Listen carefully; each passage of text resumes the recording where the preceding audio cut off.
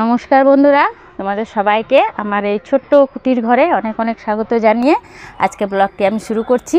তো আজকে আমি রান্না করব এই আমার ছোটোখাটো রান্নাঘরে। এই যে দেখছো চিংড়ি মাছটা নিয়েছি। চিংড়ি মাছটা লাউ পাতা দিয়ে সুন্দর করে ভাপা করব। তোমরা তো এতদিন কলা পাতায় ভাপা দেখেছো, আজ আমি একদম নিত্য নতুন রেসিপি করব। তোমরা অবশ্যই এইভাবে বাড়িতে ট্রাই করে দেখো, খুব ভালো লাগবে। আর যদি ভালো না লাগে একটু কমেন্ট করে জানিও। খেয়ে দেখো, নিত্য নতুন রান্না খেতে তো ভালোই লাগে। তো চলো সরাসরি দেখো, একদম রান্নাঘরে চলে এসেছি। আর এদিকে দেখো চিংড়ি মাছগুলো বেছে ধুয়ে রেডি করে নিয়েছি।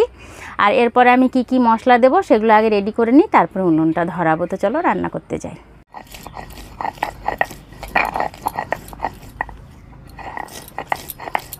মাছটা রেডি করে নিয়েছি, এবারে ধুয়ে পরিষ্কার করে এখানে রেখে পেঁয়াজ বাটা আর 2 কোয়া রসুন বেটেছি, 2 কোয়া রসুন আর এই যে একটু কাঁচা লঙ্কা নিয়েছি, কাঁচা লঙ্কাটা চিড়ে নিয়েছি আমি ভেতর থেকে, এটা দিয়ে দেবো। আর একে একে এবারে আমি মশলাগুলো দেব। এখানে নিয়েছি 1/2 চা চামচ ধনে গুঁড়ো, 1/2 চা চামচ জিরে গুঁড়ো, সেটা প্রথমে এখানে ছড়িয়ে দেব। তারপরে পরিমাণ মতো হলুদ দেব।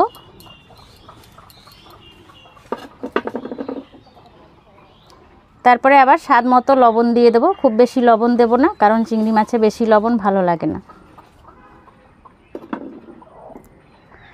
এখানে কাশ্মীরি গুঁড়ো লঙ্কা ব্যবহার করব, একটু কালারটাও ভালো হবে, আর আমরা একটু ঝাল ঝাল খেতে ভালোবাসি। আর এখানে অল্প পরিমাণে চিনি দেব, খুব বেশি দেব না।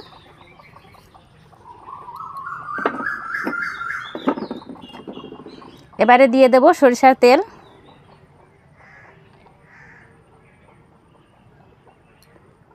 এভাবে একবার রান্না করেই দেখো, খুব সহজেই চটপট একটা সুস্বাদু রান্না রেডি হয়ে যাবে।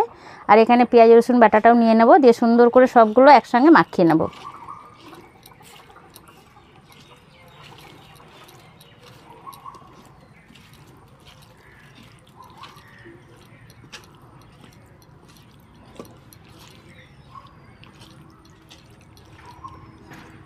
তো বন্ধুরা, তোমরা যদি আজকে প্রথম আমার ভিডিওটি দেখছো, তো এই ধরনের নিত্য নতুন রেসিপি বা কোনো গাছের ব্লগ বা পুজোর ভিডিও আমি সবটাই দিই। দেখার জন্য অবশ্যই চ্যানেলটিকে সাবস্ক্রাইব করো। আর ভিডিওটি যদি ভালো লেগে থাকে তাহলে বন্ধুদের সাথে শেয়ার করো। আর নিচের নোটিফিকেশন পাওয়ার জন্য বেল আইকনটি প্রেস করে দিও। ওটা বলা হলো না। ধুয়ে নেব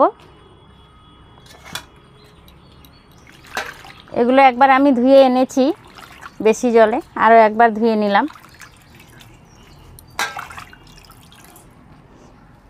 এটার একটাই উপকারিতা, সেটা হলো যেমন কলার পাতাটা ফেলে দিতে হয়, এটা আর ফেলতে হবে না। এটা ভাতের সাথে মাখিয়ে খাওয়া যাবে, আর গরম গরম ভাতের সাথে এটা খেতে খুবই ভালো লাগে।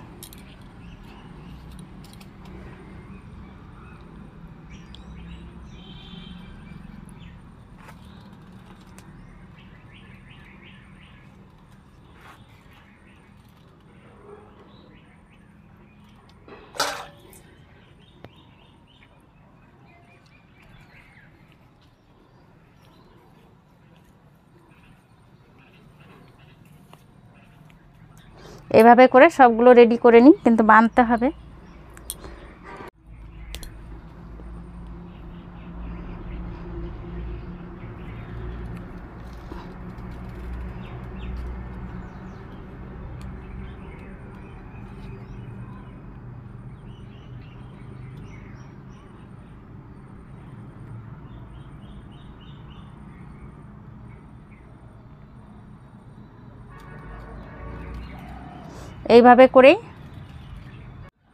এইভাবে করেই যতগুলো চিংড়ি মাছ আছে আর যে কটা পাতাতে হয় সবগুলো রেডি করে নিই। উনুন ধরিয়ে দিয়েছি আর কড়াইটাও বসিয়ে দিলাম। এবারে আমি আর এদিকে তো মাছগুলো সব রেডি করেই নিয়েছি পাতাতে। এবারে বেঁধে রাখা পাতাগুলো একে একে দিয়ে দেবো।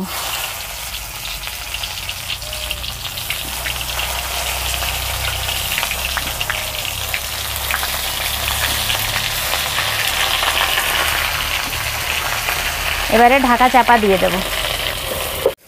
একবার উল্টে পাল্টে দেব। এই যে কত জল বেরিয়েছে।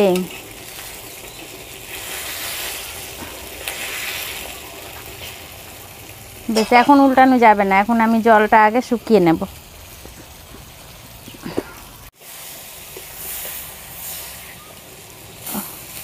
আর একটু জলটা মরবে তো, তারপরে ঠিকঠাক পাল্টানোটা হবে।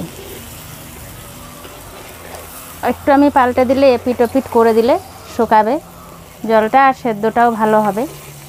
তার জন্যই চেষ্টা করছি পাল্টে দেওয়ার। যেহেতু এটা কলা পাতায় করলে শক্ত হয়ে থাকতো, যেহেতু লাউ পাতা তাই জন্য গলে যাচ্ছে। আর একটা পাতার শাকের তো জল বেরোই জানোই, কিন্তু খেতে এটা খুব টেস্টি হয়।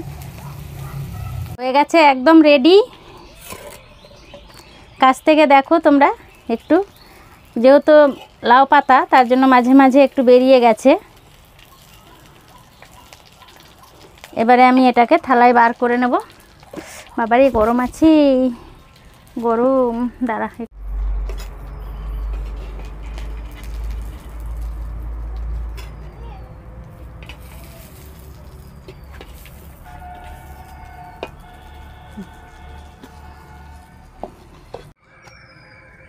হয়ে গেছে, এবারে খুলে দেখব। তো দেখো পুরো একদম সেদ্ধ হয়ে গেছে, একটা ভেঙেও দেখাবো। বেশ সেদ্ধ হয়েছে ভালোই, দেখো একটু খেয়ে দেখাই কেমন হয়েছে। একদম মনে হচ্ছে যেন সেই মাংস রান্না হয় ওই টাইপের হয়েছে, খুব সুন্দর হয়েছে খেতে, সত্যি ভালো হয়েছে। আমার তো খুব ভালো লাগলো, যেহেতু আমি চিংড়ি মাছ খেতে খুব ভালোবাসি। সত্যি ভালো হয়েছে। দুরা আমি খাচ্ছি আর ওরা ব্যঙ্গ করছে, বলছে শব্দ করছো কেন? এবার খাওয়ার সময় তো শব্দ হবেই। এটা খেয়ে নিই লাস্ট। সত্যি খুব ভালো হয়েছে, খেতে অসাধারণ হয়েছে। তোমরা এইভাবে ট্রাই করো। আর আজকের ভিডিওটি এখানেই শেষ করছি। আর এই ভিডিওটির নাম হলো লাউ পাতা দিয়ে চিংড়ি মাছ ভাপা। অবশ্যই বাড়িতে ট্রাই করো। আজকে এখানেই শেষ করছি, আবার দেখা হবে পরের কোনো রেসিপি নিয়ে বা কোনো ভিডিও নিয়ে। সবাই ভালো থেকো, সুস্থ থেকো এই গরমে। আর যদি ভিডিওটি ভালো লাগে তো আমার চ্যানেলটিকে সাবস্ক্রাইব করে দিও। টাটা, বাই বাই, সবাই ভালো থেকো, সুস্থ থেকো, আবার দেখা হচ্ছে।